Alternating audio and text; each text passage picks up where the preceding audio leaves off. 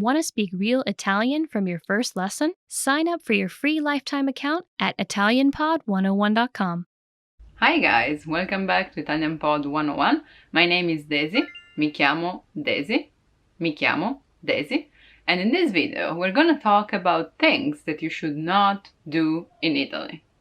Cose da evitare, things to avoid. Evitare. I've thought about this for a while and I realized that everything has to do with food. And of course, I am excluding things that are not permitted by law, so I'm just talking about manners or anyway things that would make people go like this when you do that. Okay? So if you want to be socially accepted, try to avoid the followings. First of all, let's not order a cappuccino after a meal. Ordinare un cappuccino dopo un pasto. Order a cappuccino after a meal. Pasto is meal. It's a big no-no, okay? You can have coffee. And at most you can have it macchiato, so with a bit of milk inside, but not a cappuccino. That's something that you just order for breakfast or a second breakfast, so let's say till 12-ish. If I hear someone ordering a cappuccino till that time, I'm okay, fine. I'm the first one who does that, actually, because anytime is fine for me, but not after a meal. And if you ask why, it's because we had this belief, and probably it's even true, but anyway, it became a rule not to do that because it's said that milk does not help digestion. So after you eat, you try to avoid a big quantity of milk, okay? So no cappuccino a pranzo o cena. No cappuccino for lunch and dinner. The second thing that it's kind of similar but a bit different is try not to ask for American coffee. Non chiedere, don't ask, un caffè americano, an American coffee, any time of the day, okay? I mean, you're free to do what you want, of course, but if you're in Italy, try to go for espresso, and if it's too much for you, ask it a bit longer. We say lungo, un caffè lungo, so it has more water, but still it's really small, okay? It's not like American coffee.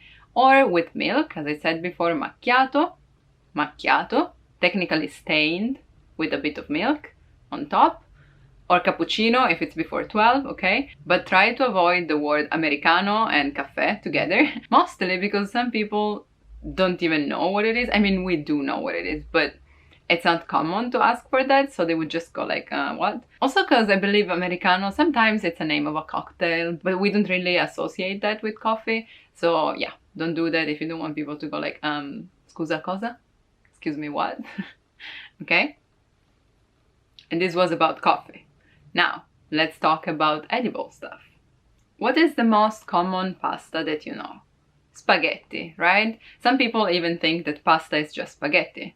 Let's say, for everyone, for once and all, it's not true. We have many kinds of pasta, right? It's like corta or lunga, penne, farfalle.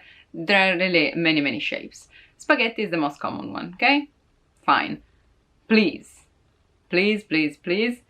do not cut them. Like, no.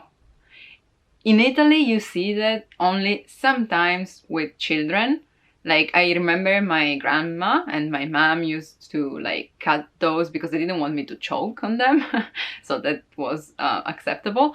But that's the only thing. Like, that's when you do that for kids. But if you're having spaghetti, you commit to eat them in their length.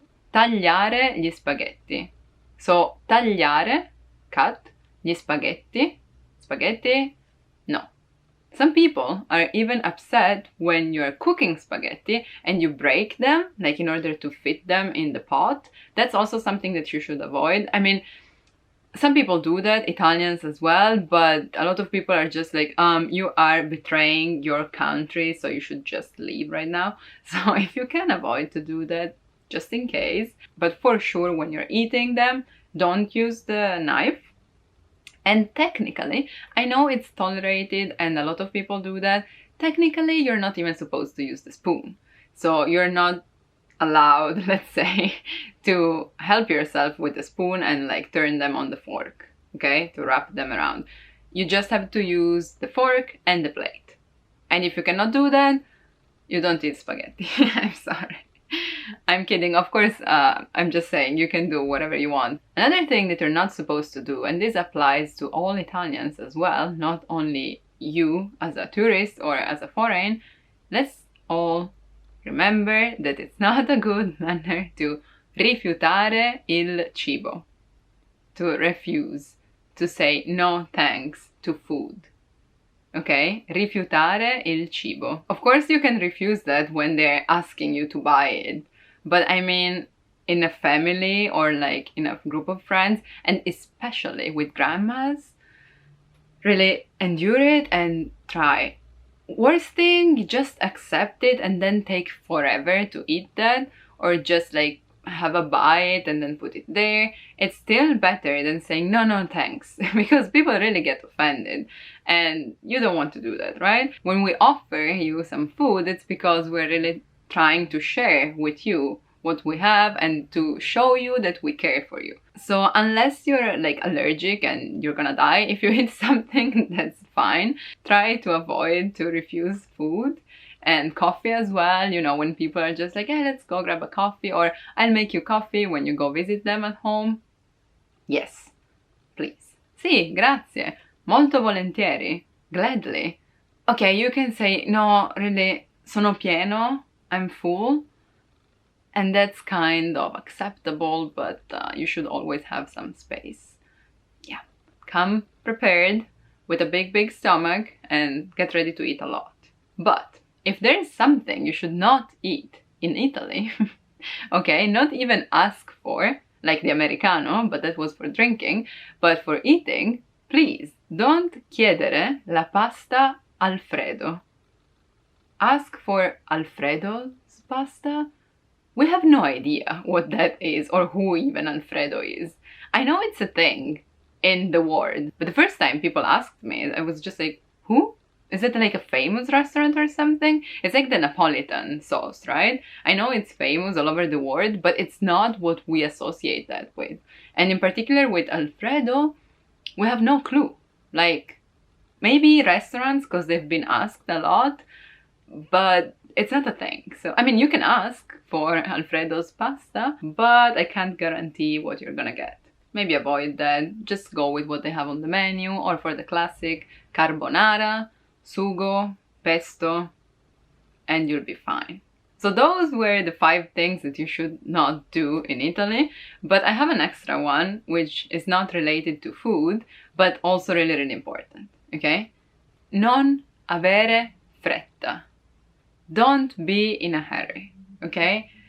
Like, really, first of all, because you're probably on vacation, so don't do that. It's better for you to relax. But also, if you're living here or if you're visiting for a longer period, just put your mind at ease. Don't be in a hurry, because it's gonna go wrong. I'm not saying that we're all just relaxed and not doing stuff. No, we do have times and schedules, but you have to keep in mind that transportation may not be punctual, like buses, trains, anything. Sometimes there are strikes and people on the street are also really slow, like with the car. Some people just park where they shouldn't, so you maybe can't pass by, or people just stop to say hi to other people that they meet on the street. So relax, okay? Or like people like to talk, right? So even when you're buying something, maybe the guy before you knew the stuff, the clerk, so they're talking a bit. Relax, take your time. You're in Italy, okay? Let me know in the comments if there are things that you're worried about, like if you should or not do something. Remember to like and subscribe, and if you still haven't done it, you can sign up for your free lifetime account on ItalianPod101.com in order to learn Italian in the easiest, fastest, and most fun way possible. Thank you for watching. I'll see you soon. Ciao ciao. Not too soon, because remember, we like to take it slow. I'm kidding. Ciao ciao. Bye bye.